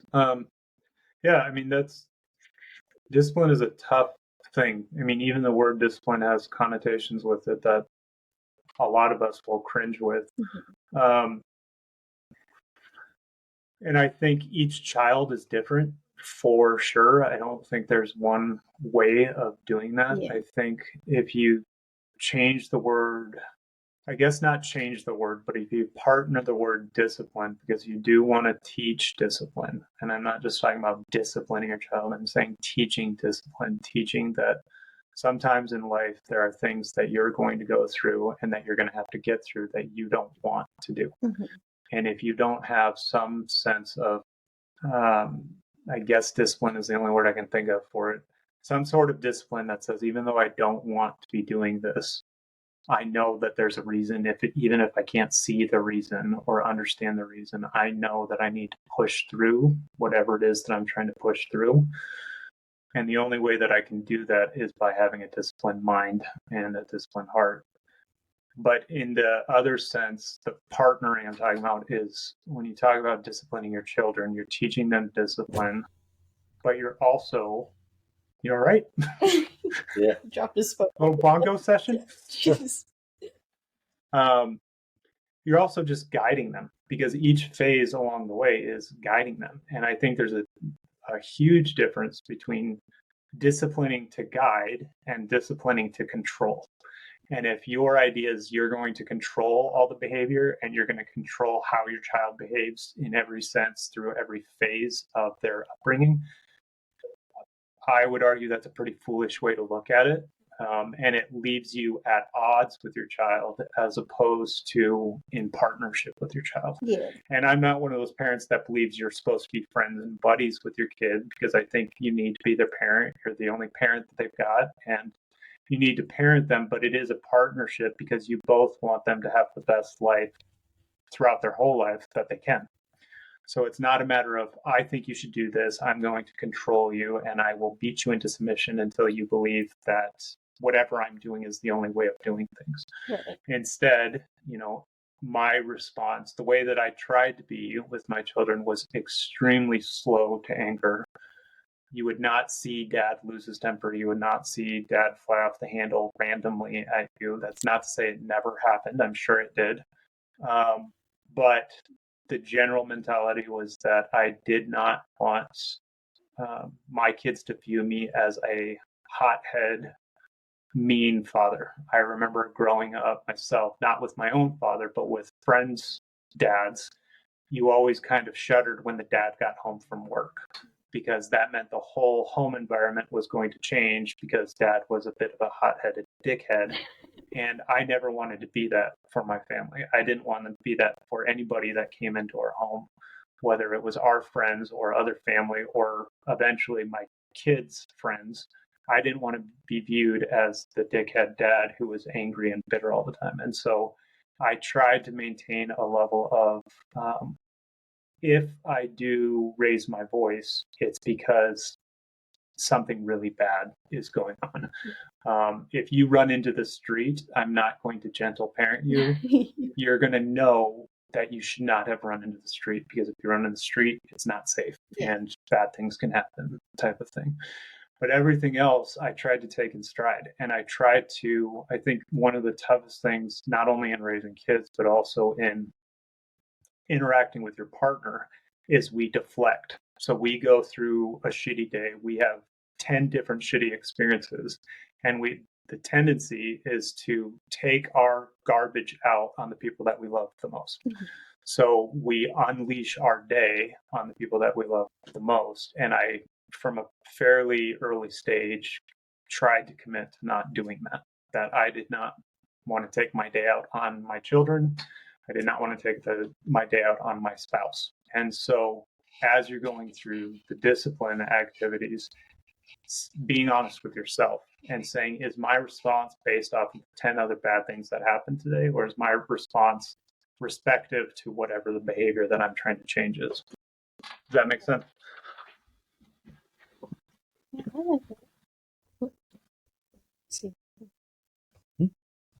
Well, do you have anything to contribute? Jeez Louise.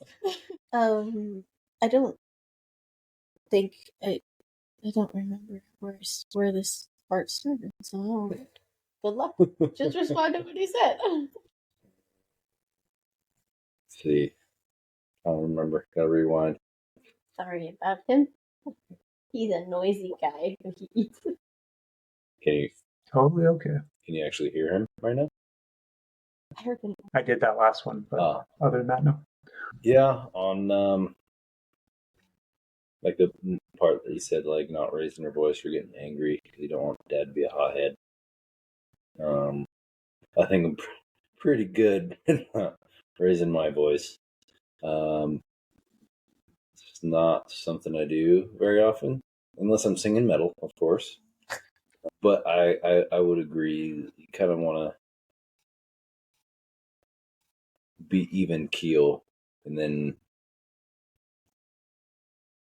not do the whole gentle parenting thing when like something's really serious.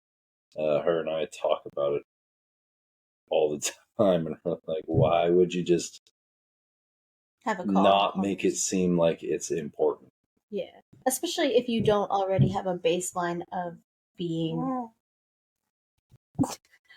aggressive or something like that, or hot-headed. Yeah. Like, because when you're hot-headed normally and then you explode, it's not very different. But if mom and dad are usually pretty chill, and then all of a sudden they yell at me for running out into the street, oh my gosh, like there's something I did. Yeah, it has an impact. Yeah. Yep. Yeah, okay, so I guess that kind of goes into like, do you discipline. We're talking about discipline. That's where it came from. I remember. Yeah, I would at some point. I guess you and your wife have a little bit different parenting styles. Is that correct, or are you pretty like aligned? Because I can imagine, like, he and I, given what we've talked about, like scenarios that we've talked about, we seem to be pretty like on the same side. On the same page in terms of like how we would address something. But obviously it can get difficult if one partner wants to have a different response and the other one has like an opposite response, for example. Yeah, I mean, I think the best thing I can say is that as with all of it, is it's a learning process, and there is absolutely nothing wrong, and it's encouraged to talk about that stuff and talk about the parenting styles and play out scenarios. But obviously, as you're going through it, in the thick of it, your plan is not necessarily what gets implemented. Again, great to have one. I'm not negating that, but you learn as you go. And yes, I would say theoretically we had similar parenting styles, but in practice, there was disagreements, and there was not big, huge arguments. I don't remember any big arguments about it, but I think we learned from each other a little bit. And so we would have slightly different approaches. And we found that cohesion as the kids got older, as opposed to hard lines in the sand. Obviously, we had the hard lines in the sand. We were not going to abuse our children. Physical stuff, for the most part, was never part of either one of our parenting styles, as far as physical discipline and all that. But there's times you're not always on the same level as your partner with your mood and your patience levels and your how your day went previously. You differ wildly with that stuff. And so there's times when one parent responds in a way that they're more aggressive, that they snap, that they yell, that they're mean in a way that they didn't intend to be, because they're just reacting to the stresses of life. And the hope is that the other parent can then come in and show the patience and show the comfort and show the healthy way of disciplining in that moment of weakness, and then you talk about it together. And the other thing with my kids that I really tried to commit to was I wanted to be humble enough to, as soon as my kids could talk, if I made a mistake, I got right down on their level and I looked them in the eyes and I held their hands and I said, Daddy lost his temper, and that's Daddy's fault. It has nothing to do with you. It's not your fault. Daddy loves you, but Daddy lost his temper because Daddy had a rough day, and I'm sorry, and I apologize for that. And just know that it wasn't your fault. And I think that a lot of parents can go through going, well, I'm the parent and I've got to be strong and I've got to show consistency, so I can't ever apologize to my kids. And I never really bought into that advice. I think the best thing you can do is, when you do make a mistake and you do something that's going to have a high impact to your child throughout their life, the best thing you can do is address it as quickly as possible and be willing to say, I'm sorry, I made a mistake. It's not your fault. So I don't know if that answered your initial question or not. But. And that's so big too, I think, because then if you want to call that vulnerable, and I feel like to a degree it is vulnerable to admit that you did something wrong, right? It's hard for people sometimes, but to show that you are admitting to a mistake and stuff like that, I feel like, among other things, it really helps your openness with the relationship between you and your child and stuff, because then it doesn't feel so much like mom and dad are not people that are open. I can't talk to them because they have no emotion maybe about feeling guilt or something like that. And I think that's so Yeah, I agree. I mean, what it did, hopefully, was it gave them permission to make mistakes. It gave them permission to not be perfect. And hopefully, and again, nobody is perfect, but my hope is that it also taught them that it's okay to own mistakes, that I'm not going to view you as weak because you admitted to a mistake. I'm going to view you as your love for me goes above whatever hangups you might have about admitting that you were wrong and coming and asking for forgiveness. So, Question. Huh? Question. What? Remind me.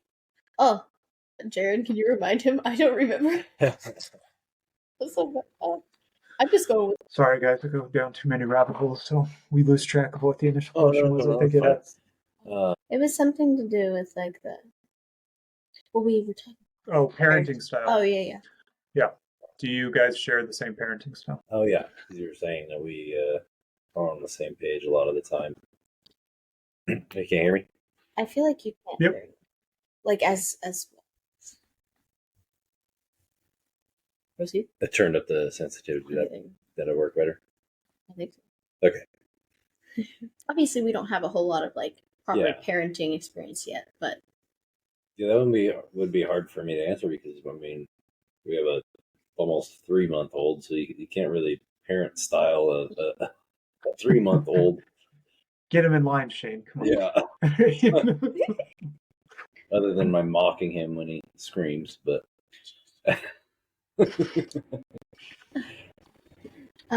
yeah, I guess I said he seems to have fun with it. I mean, he smiles at me. he doesn't understand yet. Yeah. But yeah, I was saying like based off of the scenarios we've talked about, it seems like we're pretty in line generally speaking. Yeah. But obviously in practice, like you said, Jaron, like it could just not be the same. It could be in practice it could just not be the same. I think in theory though it's good to talk about so that if something does come up in which we differ, we can ask, Why? questions on, hey, how come you did this way when before you wanted this way? So we have a basis to understand each other more rather than it just being out of left field. So it gives us, as I say in the sales, the qualifying questions to use as work never stops. Yeah. To use to understand where like your viewpoints are when they differ later. So I mean the hypotheticals. I mean I definitely see value in talking about them, but it's inevitably. I mean feelings change. We're a different person almost daily, right? Yeah, and especially growing, as changing, and as he grows. Milestones. Yeah, and then I mean just like as we were talking about earlier in this was. The connection and that level of love and things can change with you daily, which means, I mean, our emotions make us do weird things sometimes. So, yeah, we might not always see eye to eye. So, but I think at least being aware of how we felt, even a week ago to a month ago, or not only is it good conversation, because it's something we're going through together, so it's good to talk about.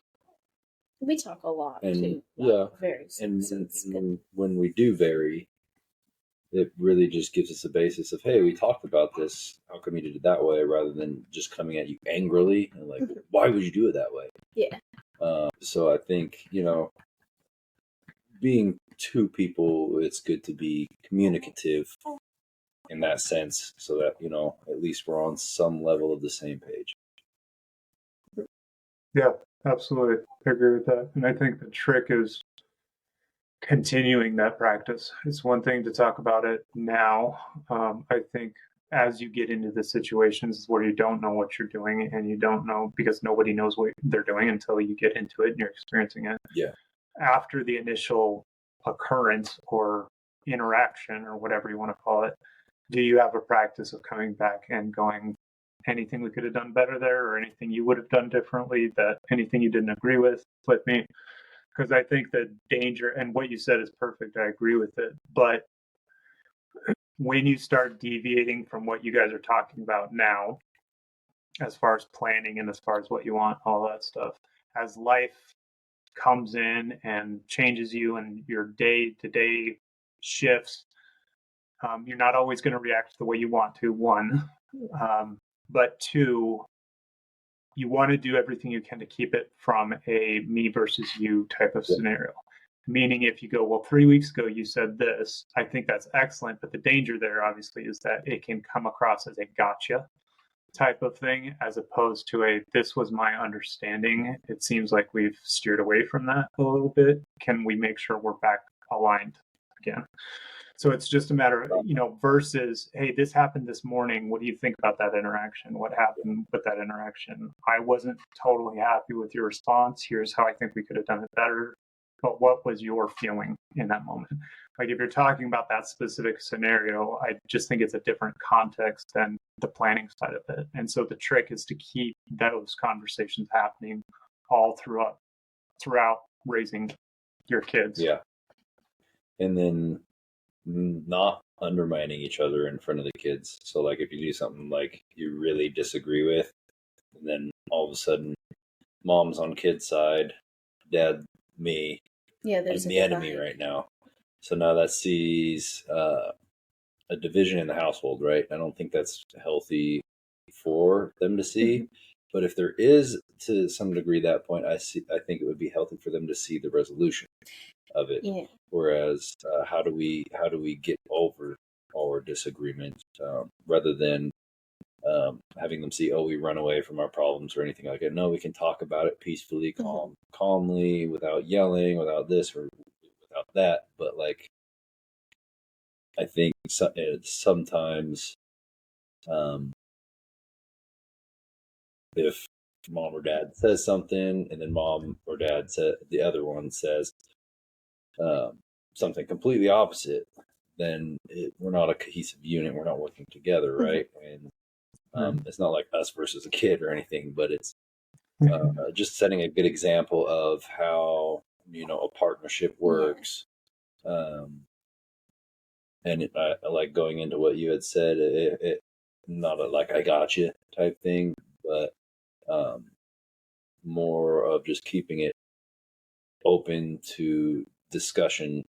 And then, like, even if, like, you said something, I don't necessarily agree with it. It's just, I believe it should be the same way as I would treat it in real life. I back you. And then when we're in private, we talk about it. But if it's like something's completely out of line, it's a different story. But I believe, good, bad, or indifferent, I'm supposed to have your back, you're supposed to have mine, and then we can come to something after that. So as far as parenting, like, in that sense, not undermining each other in front of your kid, because that just puts it in their mind that, well, dad's just trying to get over on mom, or mom's just I do think, like, and we've talked about this a little bit, but I think I agree with, like, the first part that you said. For the most part, I do think, not that you weren't saying this, so let me know, but I do think that having disagreements about minor things is good, because for kids to see, because then, like you said, they can see how it's resolved and how it's dealt with in a healthy way, so that they understand, like, have an understanding of, like, mom and dad do have these moments and here's how they got through it, and look at it's good, and then they can hopefully take that into their other relationships with friends or whatever and learn from it a little bit. But I think, like, I could see it, for, like, big things, especially when it comes to, like, our kid, like, he got expelled for fighting, and for some reason, like, we're not on the same page about it.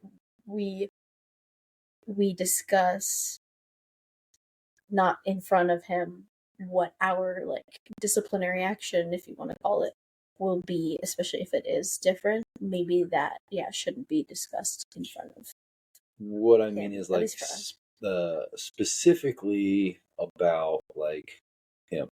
Yes, So if it's like a disagreement, it's fine for him to see the healthy resolution.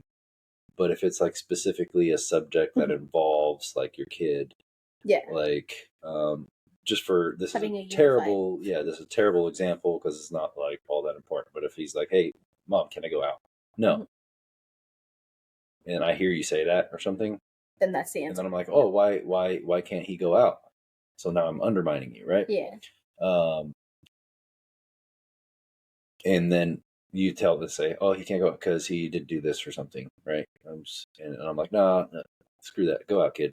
Like what that undermining your authority, right? Yeah. And that's what I mean by that. Don't undermine each other. Yeah, But if I'm like, unified "Why can't he go out?" He into my head and like looks to me like I'm like, "You heard her. You heard your mother." And then after he leaves, then you talk, "Hey, why? How come? Why couldn't he go out?" Yeah.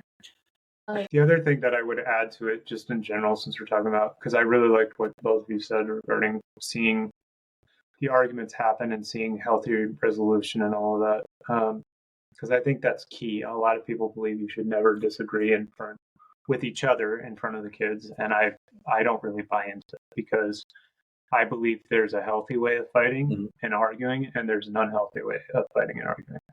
And if you don't have that as part of the training, then they don't know how to fight in a healthy way. And so I think seeing disagreements between you, and I know we're merging subjects because there's disciplining the kid or raising the child, and then there's how they see the two of you interacting. But I do think what you said is important, that they've got to see, and they're going to, like, fortunately or unfortunately, there's no way around it. There's going to be times when you guys don't like each other, when you're annoyed with each other, when you're having arguments and disagreements about how you should be living life, and they're going to see that. I think what I've learned pretty early on in dating my wife was the power of stepping away to cool off so that my response was honest, but it wasn't emotionally driven. Because I can recognize in myself that there is a point that I get to emotionally where nothing productive is going to come out of my mouth. And I never wanted my children, whether my children were watching or not, I didn't want to treat my spouse in a way where an argument meant that I was going to win no matter what, meaning that my goal was to hurt her emotionally or make her as sad as possible or make her feel as worthless as possible so that she would give up and I would win the fight. I think that's pretty disgusting behavior. And yet I know that if I don't recognize the emotional state that I'm in, my response is not going to be in line with what I want it to be. And so whether it was an interaction with my kid, and this is true even for you guys with how young your child is, there are moments when you just cannot comfort and you cannot be the parent that you want to be because you need a break. And so there were times raising my own kids where they're young, they're in cribs, and they're screaming, and I would shut the door. I would make sure there was nothing dangerous around them. I would walk away to a different room, and I would take 2 to 3 minutes to collect myself. And that's all I needed was 2 to 3 minutes to just take a few deep breaths and to step away from the situation so that I wasn't emotionally responding to whatever was happening. Yeah. So that's a big, and that was a learning curve from a marriage perspective, because for some people, based on their upbringing and or other interactions, previous interactions, somebody walking away from the situation means that they're abandoning you.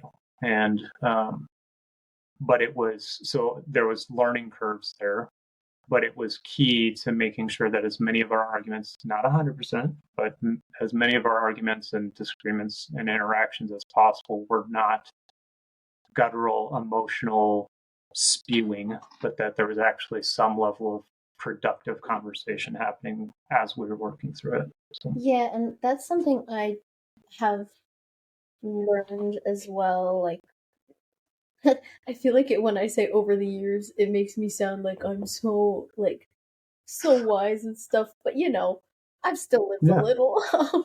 Like over the years, in like past relationships too, like people have different responses to things, and some people's fight responses to a fight are to need a minute, and some people like want to take a second. Some people want to address everything right away. And as valid as both of those responses are, you have to make sure that both of you are willing to meet in the middle, like a lot of the time. And so I would say that we don't really fight that much, I feel like. So, but there are times when I usually personally am very, like, I want to discuss it all. But I think I've said this to you before where, like, hey, if you need, like, time to, like, before you respond, don't just walk away. Just let me know, hey, I'm going to take time. Because, like you said, it could feel like, oh, you're just abandoning, like, me or what we're discussing, and you, like that's not fair type of thing. Just, like, let me know, like, yeah. I don't know. Oh, this very curious about this. Did you guys, like, when your kiddos would cry and they were fine, they just were wanting to be held or something like that? Did you guys let them, like, cry it out, or, like, did you? Because some people are like, oh, just let them soothe themselves, like, back to sleep or whatever. Some people are, like, way against it, and then some people are, like, in the middle and stuff. How did you guys go about that? Yeah, it's always a popular topic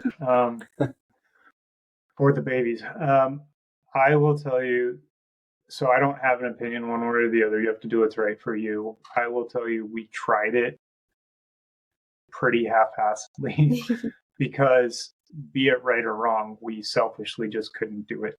Like, Yeah. I couldn't handle them screaming and not going in to comfort them. So we did try it. I've heard a lot of success stories of people who tried it for a couple of weeks, and after that couple of weeks, it was totally fine. I see the benefits to it because it sets boundaries in place and allows you set time to spend with each other. If you have the baby asleep, I just selfishly couldn't get through that 2-week period or 3-week or whatever timeline it takes. We would go, 2 or 3 nights of trying it. I think maybe we made it 5 nights of trying it, but after that, I just couldn't handle it. And I realized too that with all 3 of my kids, it kind of went back to those routines that my kids. It got to the point where one of my sons,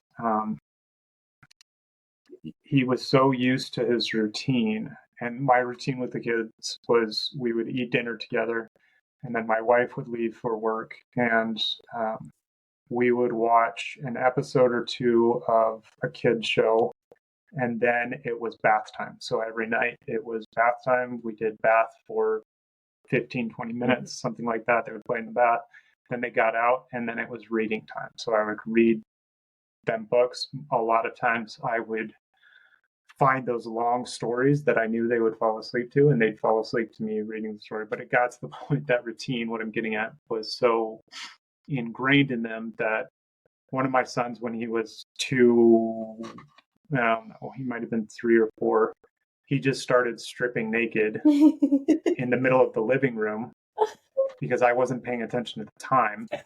And it was bath time, and I didn't tell him that it was bath time. Nothing. I was sitting there watching TV. It was just the time of night, and he just stripped off and started going into the bathroom, even though I didn't say anything. So, but yeah, I mean, you guys will just have to figure that out. Like I said, I do see the benefit to it, but I also found that there was ways that I could get them to go to bed at the time that I wanted them to go to bed if I understood what they needed to feel safe and go to sleep. Yeah. But absolutely no judgment to people who decide, nope, just get over it, self-soothe, and you'll be fine. Yeah. So.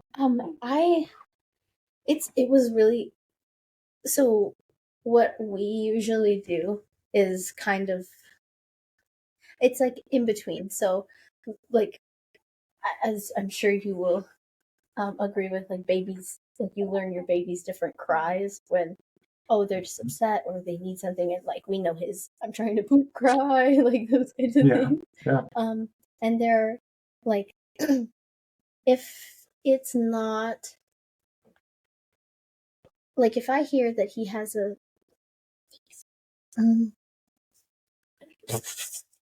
sorry, he's like falling asleep on me, so he just took him. That's so No, cute. it's all good. Hello. So, if it's what the heck was I saying? Oh yeah, his cries.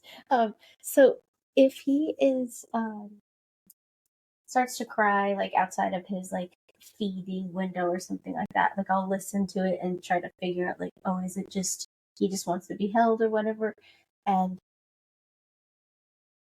there's not like a set time I'll let him go before I'll go grab him, but I try to do like an in between sort of like give him a little bit of time to try to soothe himself.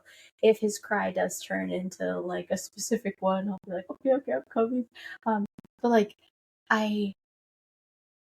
it's super hard for me sometimes because my goal with that is to make it so that he doesn't get accustomed to, oh, every time I like make a sound like mom and dad will come grab me, because then that'd be super hard for us, I think, in the long run, like to wean him off of that, I guess.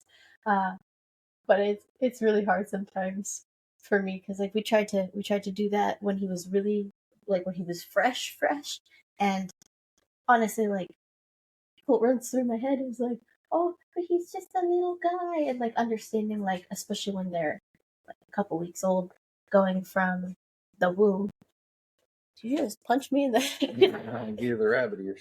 Oh, going from like a womb that's noisy all the time, has that white noise that they're accustomed to, and being all like snug and warm and stuff, like to this is scary. And then like now that he's a little bit older, I just think about, oh, he's probably like, I'm all alone. Why is nobody coming for me? And stuff like that is hard, but we try to do that so that theoretically, in the long run, like he won't be like accustomed to it. Because I know like my dad actually, my mom would try to let me cry it out, and my dad just couldn't. And he like it got to the point where when I was older and sleeping in the crib, he would lay down on the floor next to the crib so I could hold his finger until I fell asleep and everything. That's spot on what I did with my daughter too. Yeah, and that's actually super interesting. Something I wanted to mention is it's so sweet for me to see like, and kind of like not necessarily surprising for certain people, but like when you first met him, like just watching your face like all softened and everything, and be all like, oh, it was so cute. And then, oh yeah, one of the friends that we have for game night, he like I don't know him as a person very well, so I think I was just surprised because this is not necessarily the response I was thinking. But like when he like first met him too, he was like, wow, and it was just like to hear like, especially dads. He's not a dad, but like you are a dad. There's a couple of people at the gym just watching the dads be like, oh, like a baby and stuff. It's just so adorable to me. It's so sweet. Oh, because I mean, you expect it from women generally speaking, right? Because it's like the motherly instinct, especially if they have kids themselves. But like, Yeah. these guys, you know, especially in the gym, these tough guys, and then they just turn to like mush and everything. That's super sweet. It's like when you bring puppies into the prison. You guys will go, oh, that's so cute. Yeah, anytime puppies come in, we're done. It's so There's great. no one hard holding a puppy. It's so great. It's like seeing a big muscled guy, like bodybuilder type person with a white fluffy dog. It's just adorable. It doesn't make a whole lot of sense, like when you initially think about it, but yeah. All right. Well, if we have any closing statements or anything to say, we got about 2 hours here. I'm sure Jaron will like to get some sleep before work. I just have to say that you have, from an outside perspective, I think Amazing. you, what? Done amazing. Yeah, you have done so great with your kids.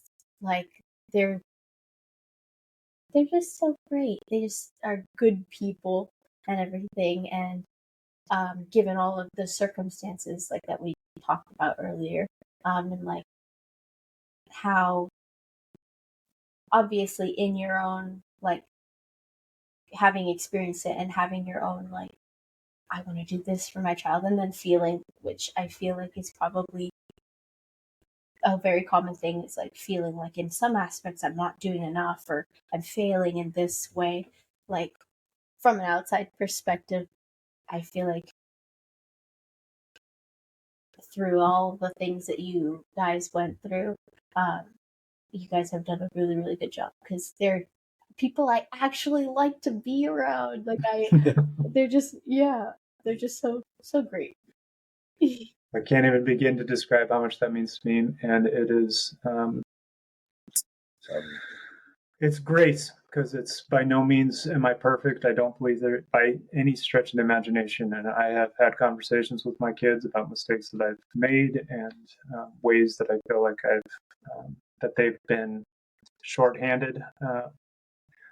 But I think, like I said, that mentality of, if they leave your home knowing how much they were loved and knowing how much they were cherished, it doesn't negate all the mistakes, but it means that you can put a bow on that experience and say, I did my job, because they left the home knowing how much they were loved. Yeah. And I think part of what's helpful at your guys' phase and stage of parenting is being nice to yourselves. Because as we've talked about, it's so easy to feel like you're not doing enough financially, to feel like you're not doing enough emotionally, that you're not present enough, that you're not, there's 10 million things that go through your head in that inner dialogue of how you're screwing up and how you're failing. And the more you can be kind to yourself and be forgiving of yourself and view it as a learning process, not a point of arrival. Mm-hmm. The older I get, the more I realize that there is no such thing as point of arrival until we leave Earth.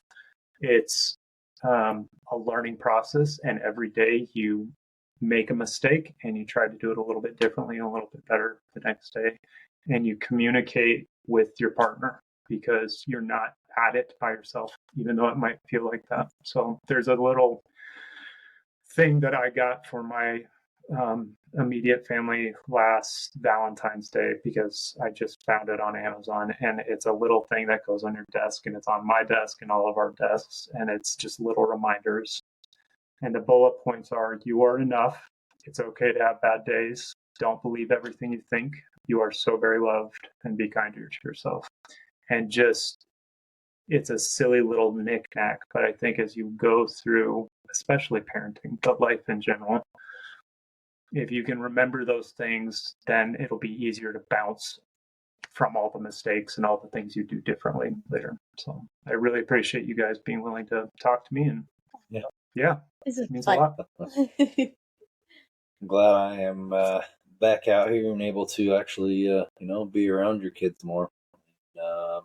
Because I remember watching them grow up from the other side of that fence. So that when I saw that video of Jaron, that'll bring me to tears just thinking about it, and just knowing how much I missed there. And I'm glad I'm here for it now. Honestly, I back what she said. You did fucking awesome. So yeah. You guys are doing great, and it's a learning process, and I'm excited for you guys. There's parts of me that are jealous, because it's the older you get, and there's no way I can convince you of this. You just have to experience it for yourself. But the older you get, the faster time goes by. And those phases when you're in the thick of it feels like you're never going to get out of it. And you're going to struggle forever and it will go by just like that. And all of a sudden you're in a different phase and you can't even remember what you were so angsty about in that previous phase. I feel like we're already feeling that too. Because like in those moments of the no sleep, it was, oh my gosh, this is awful. And now I'm like, oh my gosh, he doesn't even fit into newborn diapers or his clothes anymore. It's like, what is happening? Don't blink, right? I just experienced that. I mean, just doing time. Because in the beginning, like at the beginning of my sentence, like, oh, I'm never getting out of here, I'm dying. And then you get halfway through and you're like, wait, I'm halfway through. And then you get towards the end, and you're like, oh, what have I done to prepare myself? Yeah. So I've experienced that as, time going faster as you get older. And I think that's just natural because, like, when you're 1, 2, 3, 4, all like early, you're like, it's forever. I remember thinking about high school, and I'm like, that's so far away. But it's only like 6 years. Yeah. Yep. Yeah. I just saw my 2023 was my 20-year graduation, or 20 years since I graduated high school, and it's shocking to me. So yeah. My life is like, obviously, I have not lived a whole long time, but even me, I'm like, I feel like I graduated like a couple years ago, but it's already been like 5 years now, and like Almost 6, yeah. Time. Boy. It is a. You guys are doing great. Thank you again for taking a few minutes to talk to me. I really appreciate it, and thank you tremendously for all the kind words. Yeah. All right. Well, you have a good night. Thank you, everybody who's made it this far through the podcast. Appreciate you listening in and for your continued support. And thank you for talking with us, Jaron. Had a good time. Of course. Have a good night, guys. See you soon.